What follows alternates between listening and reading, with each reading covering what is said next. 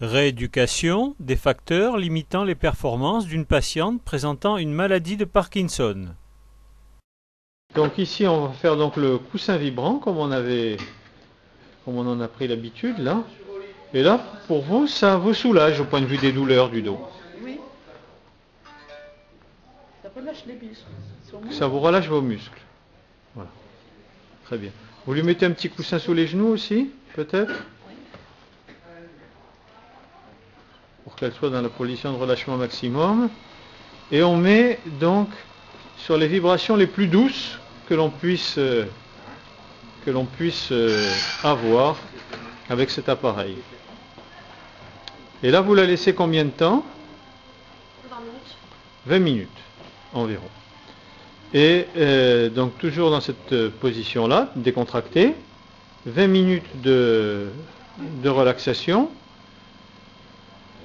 et de massage. Et là, après ça, donc on a pu augmenter le périmètre de marche grâce à ça, qui faisait auparavant combien de mètres? On avait dit Avant, on était à 150 mètres. Et donc là, 150, et là, vous êtes passé à plus de 300 mètres. Oui. Donc, même je crois 350 mètres, puisque vous aviez fait un tour à l'extérieur. Voilà. Alors, en faisant, c'est-à-dire en s'arrêtant tous les 20 mètres pour respirer un petit peu. Parce que le facteur limitant, ce qui limitait son périmètre de marche, c'était quoi? C'était l'essoufflement. C'était l'essoufflement. Et les douleurs lombaires. Alors, les douleurs lombaires, on les a traitées auparavant par ces vibrations qui gomment en quelque sorte la douleur pendant 1 heure ou 2. Hein. Vous me dites hein, si je me trompe. Hein. Donc c'est comme ça que vous le ressentez? Oui. Hein, donc vos douleurs sont gommées pendant quelques temps, donc ça vous permet de mieux marcher. Et en plus pour lutter contre l'essoufflement, tous les 20 mètres environ, vous vous arrêtez. Et grâce à ça, vous avez pu faire plus de 300 mètres. L'exercice le plus important pour cette patiente, c'est l'augmentation du périmètre de marche que l'on peut quantifier en mètres.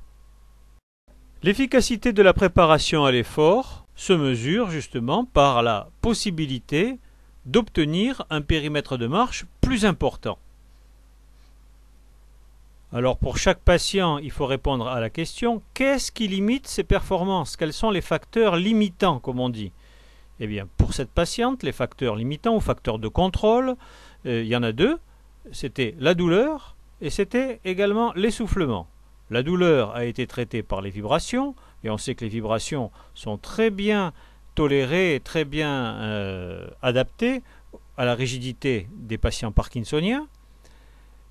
D'autre part, l'essoufflement a été traité également de manière très simple en s'arrêtant tous les 20 mètres, ce qui a suffi pour plus que doubler le périmètre de marche.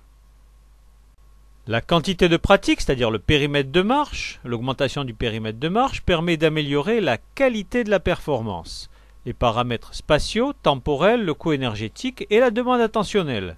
Entre chaque exercice actif, un peu de repos, en général, autant de temps de repos que de temps de travail. Deuxième exercice actif important, les changements de position. Voilà, très bien. Très très bien. Elle repart.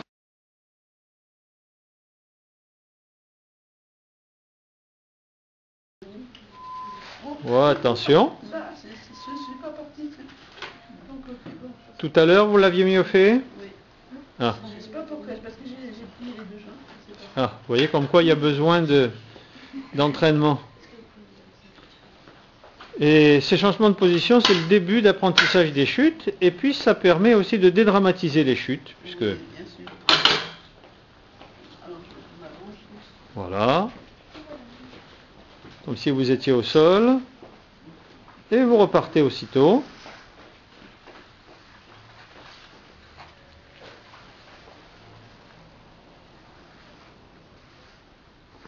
Et on compte le nombre de répétitions que vous faites. Oui. On essaye un dernier? Alors cette fois-ci bien fait. Alors, ce qui vous gêne, c'est peut-être le corset aussi. Hein. C'est ça. Allez-y doucement. Voilà, très bien, beaucoup mieux réalisé. Beaucoup mieux réalisé.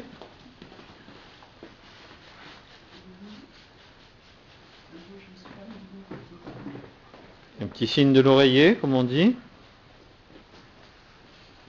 C'est-à-dire que la tête qui reste un petit peu en l'air. Hein. Sous surveillance. Hein.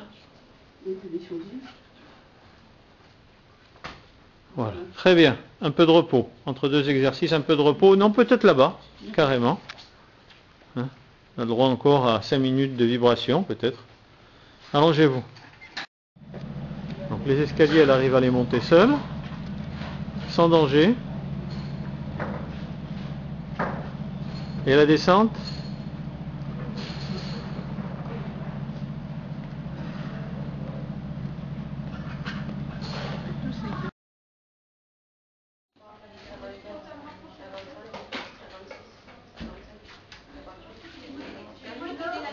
Et voilà, 2 minutes. Très bien. Reposez-vous un instant. Allez-y, descendez, pliez les genoux. Voilà.